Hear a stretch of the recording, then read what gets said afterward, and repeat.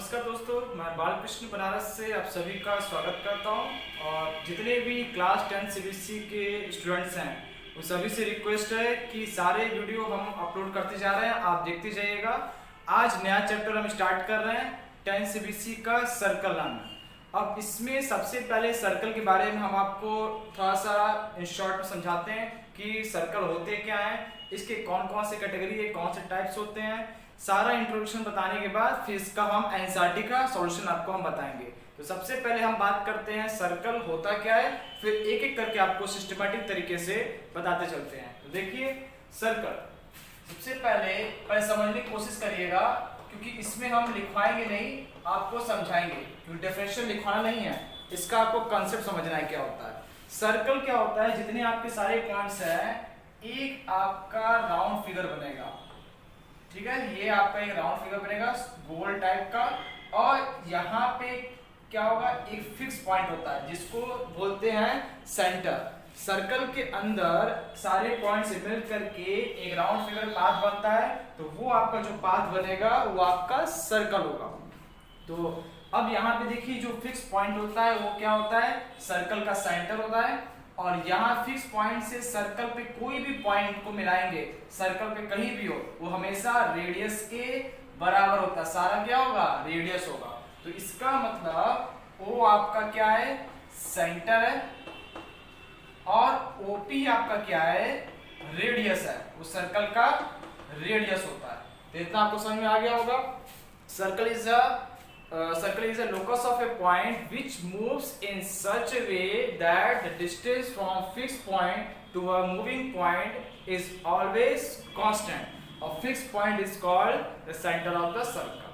एक बार फिर सब रिपीट कर रहे हैं, ध्यान से सुनिएगा। Circle is a locus of a point which moves in such a way that the distance from fixed point to a moving point is always constant. And fixed point is called the center of the circle. हमने क्या कहा है, हिंदी में आपको समझा देना है। Circle उस पॉइंट का लोकस होता है जहां से किसी फिक्स पॉइंट से किसी मूविंग पॉइंट का जो डिस्टेंस होता है, ये डिस्टेंस हमेशा क्या होता है, कांस्टेंट, मतलब फिक्स होता है। तो यही आपका कांस्टेंट जो डिस्टेंस होता है, रेडियस होता है, और फिक्स पॉइंट आपका क्या होता है, सर्कल का सेंटर होता है। तो डेफिनेशन आपको लिखने की जरूरत नहीं है, बस इसका कंसेप्ट समझिए। अब इसके बाद हम बात करते हैं कॉर्ड। कॉर्ड क्या होता है, देखिए सर्कल पे दो पॉइंट हो, the line joining two points on a circle which does not passing through the center of circle is called chord of the circle।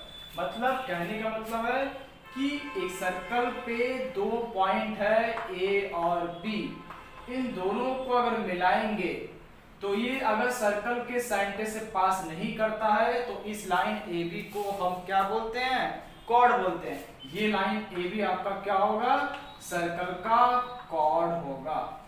कितना क्लियर हो गया। अब इसके बाद देखते हैं हम डायमीटर। देखिए डायमीटर क्या होता है, इसके बारे में हम देख लेते हैं।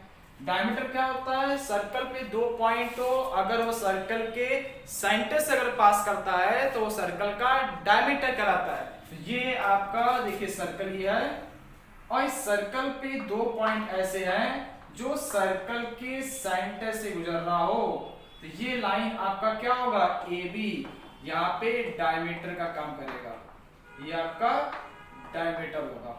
तो अब ये रेडियस होता है, ये रेडियस होता है, तो टोटल जो ए बी है वो क्या होगा, R plus R. A B मान लीजिए डी, डायमीटर तो 2r, तो यहां से आर बराबर डायमीटर का हाफ क्या होगा, रेडियस होगा। ये आप ध्यान दीजिएगा। तो इतना आपको समझ में आ गया होगा। नेक्स्ट अब देखिएगा सेकेंड। ये क्या होता है, देखिए second, if any line which cut the circle at two distinct points is called secant of the circle। मतलब कहने का मतलब कि एक ऐसी लाइन है जो सर्कल को दो डिस्टिंक्ट अलग अलग पॉइंट पे काट रहा हो, तो ये लाइन जो एल है, ये लाइन जो एल है वो सर्कल का सेकेंड कहलाता है। अब इसके बाद major and minor. Major and minor sector. देखिए मेजर एंड माइनर सेक्टर होता क्या है? एक सर्कल है, सेंटर पर यहां से आपका जो सेक्टर होता है क्या होगा? सेक्टर एक ऐसा पॉइंट जहां से आपका आर्क लेंथ चला, मान लीजिए ए से बी पर चला, तो ये ए बी आपका क्या होगा? आर्क होगा, जिसको हम बोलते हैं आर्क ऑफ ए बी। और ये छोटा जो पार्ट होता है ये क्या होता है? माइनर सेक्टर होता है। और ये जो बड़ा जो पार्ट है ए, ये ओ, इसको मान लीजिए सी, और ये ओ ए बी क्या होगा? आपका मेजर वाला पार्ट होता है। तो ये आपका मेजर सेक्टर होगा, ये आपका माइनस सेक्टर होता है। तो ध्यान, और ये जो ए से जो बी है ये लेंथ है, इसको आर्क ऑफ लेंथ बोलते हैं। तो अब नेक्स्ट देखिए टॉपिक इसमें। अब देखिए हम बात करते हैं टेंजेंट के बारे में। Tangent of a circle.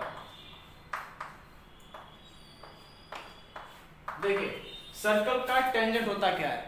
Circle का टेंजेंट मतलब if any line touch the circle is called tangent of the circle. एक ऐसी लाइन जो सर्कल को टच कर रहा हो तो वो लाइन आपका टेंजेंट होगा। जैसे एक ये लाइन है, एक लाइन जो सर्कल को टच कर रहा है, तो ये जो लाइन L होगा, L इज टेंजेंट लाइन, ये आपका टेंजेंट लाइन होगा। अब इसके बाद पॉइंट ऑफ कांटेक्ट क्या होता है ये भी आप देख लीजिए।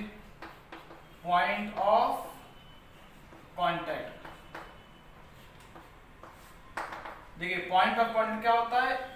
अगर कोई लाइन सर्कल को टच कर रहा है सिर्फ एक ही पॉइंट में, क्योंकि कोई लाइन सर्कल को सिर्फ एक ही पॉइंट में टच करेगा, तो जहां पे टच करेगा ये पॉइंट आपका क्या होता है? Point of contact. इसी को हम बोलते हैं पॉइंट ऑफ कांटेक्ट। ये आपका यूनिक टेंजेंट होता है। यूनिक मतलब सिर्फ एक बनेगा आपका। अब इसके बाद लेंथ ऑफ टेंजेंट, ये भी आप देख लीजिए। लेंथ ऑफ टेंजेंट, देखिए लेंथ ऑफ टेंजेंट होता क्या है? अब यहां पे देखिए एक पॉइंट है P, इस पॉइंट से इस सर्कल पे टेंजेंट ड्रॉ हो रहा है।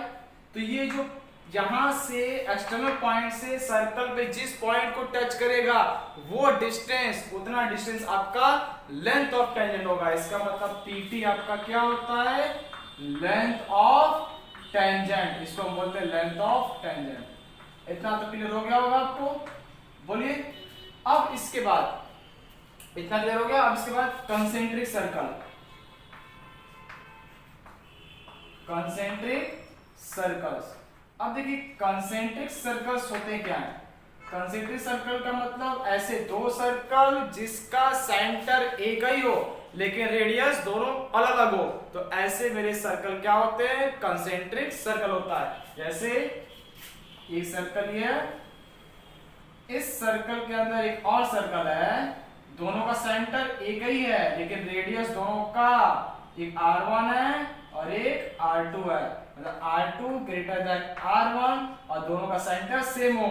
मतलब दो concentric circle are those circle which having same center but they are different radii is called concentric circle। मतलब concentric circle ऐसे होते हैं जिनका सेंटर सेम हो लेकिन रेडियस अलग अलग हो, डिफरेंट हो, तो उसको हम concentric circle बोलते हैं। अब इसके बाद देखिए नेक्स्ट है, एक चीज और हम आपको बताना चाहते हैं कि जो लॉन्गेस्ट कॉर्ड होता है उस क्या होता है? सर्कल का डायमीटर होता है। एक longest chord is also a diameter of the circle. ये अभी आप ध्यान रखिएगा। अब इसके बाद देखिए नेक्स्ट है टॉपिक आपका, हाँ एक चीज और बताना चाहते हैं कि अगर कोई सर्कल है, इस सर्कल पर कितने टेंजेंट ड्रॉ हो सकते हैं?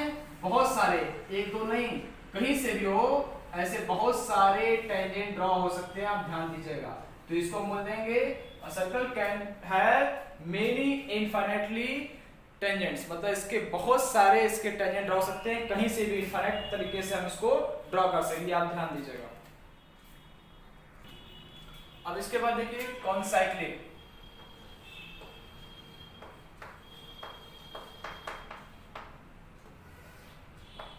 कॉन्साइक्लिक सर्कल क्या होते हैं? कॉन्साइक्लिक का मतलब क्या होता है?